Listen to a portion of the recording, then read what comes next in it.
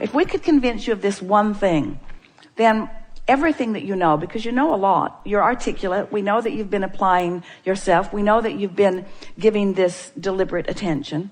So if we could convince you of this one thing, things would shift for you rapidly. And that is that when you hold a cork under the water, it's your deliberate attention to it that is preventing it from doing what it naturally would do if you weren't involved in it. And when you let go of it, it bobs back to the surface.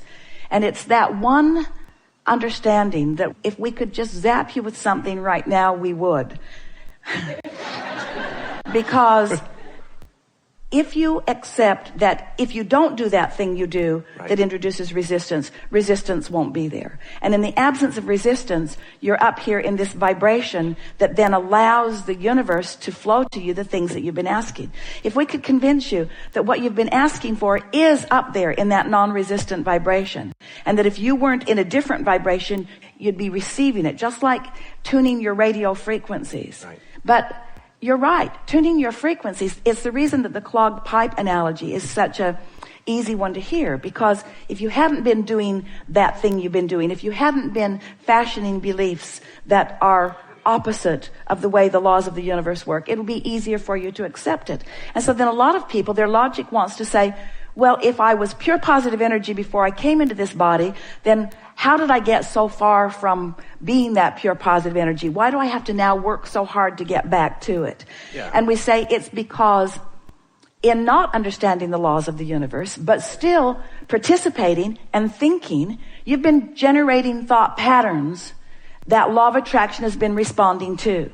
So you've been proving to yourself the very things that you believe. That's why people in religions are killing one another mightily always, because they are so sure they're right, because law of attraction keeps proving everyone right. Mm-hmm. Someone the other day said, I have a few teachers and I'm trying to meld together all of these teachers, and I have this one teacher who is helping me in many ways, but he does not believe in law of attraction. And we said the funny thing, not so funny, interesting thing, really interesting thing about that is that law of attraction is showing him that law of attraction isn't real. Right. Because he believes that law of attraction isn't real. And so he gathers around him all kinds of things that make him doubt that law of attraction is real. Let's start in another place. What is a belief? A belief is a thought that you keep thinking. A belief is a vibration that gains momentum. So the truth of it is, when you get momentum going on anything, you'll pick up enough forcefulness that results will happen. So there are all kinds of things that people believe that they keep proving to themselves. Right. Esther argued with us about that in the beginning. She said, Abraham, it's true. And we said, there are a lot of things that are true that you don't want to keep active momentum going within you. So pick from the truths those that you want to experience and make those what are most active in your vibration, and that will be what makes up the most of your experience. In the early days, we said, you get what you think about. So when you know what you don't want, you know what you do want. So when you find yourself knowing what you don't want, just stop and say, well, I know what I don't want. What is it that I do want? That seems really, really simple. I know what I don't want. What is it that I do want?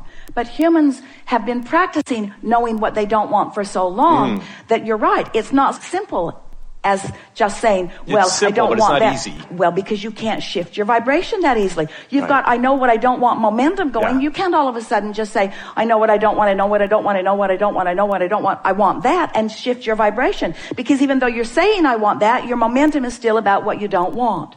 So you're right when you say it's a gradual thing.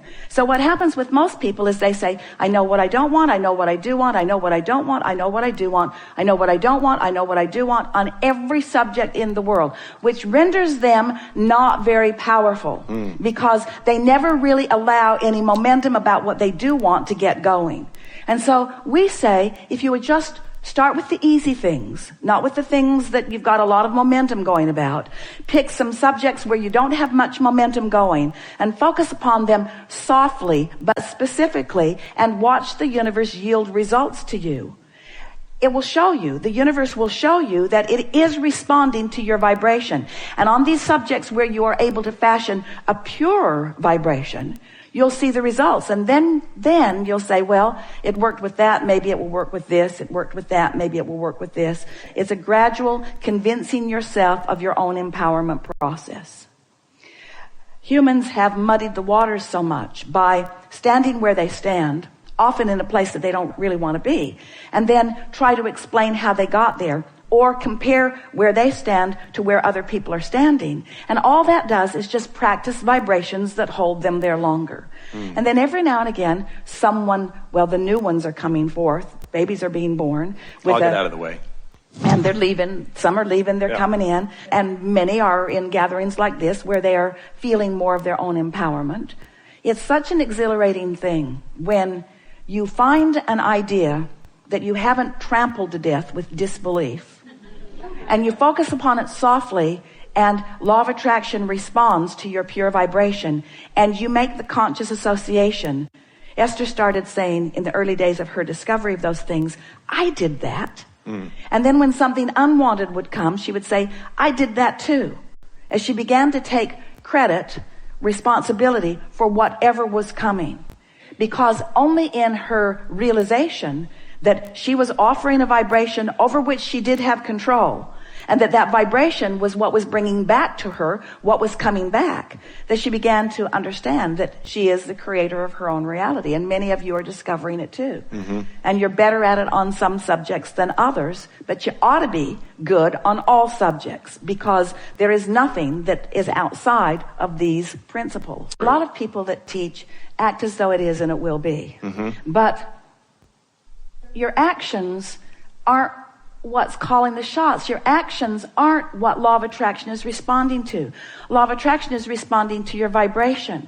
So if you can act it until you feel it, then you've made some headway. But what we're saying, get out ahead of it. Try to find the feeling that inspires the action, not the action that inspires the feeling, because the action has a momentum of its own going. Right.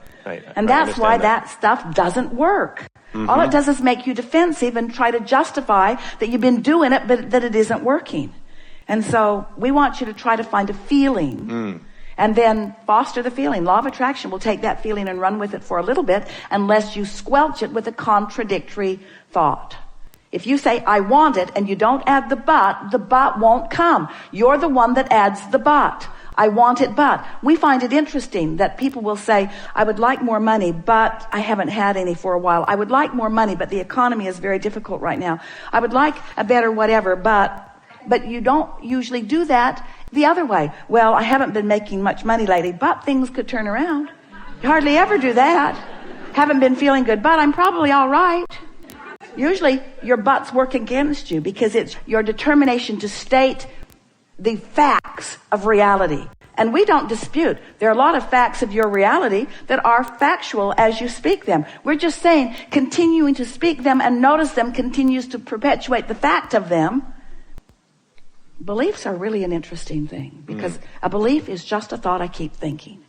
And the likelihood of continuing to think the thought that you've been thinking is a very great likelihood. So you got to sneak in from another way around it and find another way of looking at it. And what we've been teaching for a while is the more general you are in your statement, the less resistant you are in your statement. The more specific you are in your statement, the more resistant you are. So when we speak to you in very general terms, it's general. It's general when we say the law of attraction is the basis of this universe. That's general. Now you can dispute it or not, but it's general. And most people really don't rev up too hard against that, because they don't know what we're talking about anyway. Right. And then when we say you're the creator of your own reality, while most people in the initial stages don't believe that, they want to believe that, because everyone wants self-empowerment. Everyone wants self-determination. Everyone wants control of their own experience. So even though they don't believe it, there's a little hook in there where they will begin to listen. You are the creator of your own reality. Then their first defiance of that is, well, I don't believe that I'm the creator of my own reality, because this and this and this has happened to me, and I wouldn't have created these things if I were really the creator of my own reality. And then we say, we didn't say you're creating what you want. We're saying that you are the creator of your own reality. We're saying that you create what you think about, that you're getting what you think about. And that's usually the first place where people start engaging with us. Oh, I'm getting what I'm thinking about. A woman said to us one day, she was very angry with us. She said, Abraham, I believe this stuff, or did, and I've been working on it for a while. And the other day I was driving in San Francisco out on the freeway, and I was pulled over and given a very expensive ticket. And she said, and I was in a good place when it happened. In fact, she said, I was listening to one of your recordings. So how could this thing that I didn't want to happen, we said, what was the ticket for? For not wearing a seatbelt. We said, well, how do you feel about that? Well, I don't think I should ever have to wear a seatbelt. I don't think anybody should tell me what I'm supposed to do or what I'm not supposed to do. Do you usually wear your seatbelt? No, I don't wear my seatbelt. And how do you feel when you don't wear it? I feel vindicated. I feel defiant. I'm not going to wear my seatbelt. Sometimes I pretend like I'm wearing it, but I don't really wear it. So he said, so think about law of attraction as we have explained it to be. Law of attraction is bringing like vibrations together. So here's a police officer, in fact, many of them, out on that very road trolling for revenue, looking for an excuse to extract revenue from you for some infraction of some law that you are undoubtedly going to. In other words, they know for sure that you're out there trying to be free. And that they can catch enough of you to put a lot of money in the bank. And so that's their objective. They're out there feeling the vibe of you. And you're out there shooting rockets out of the roof of your car. I'm free. I'm free.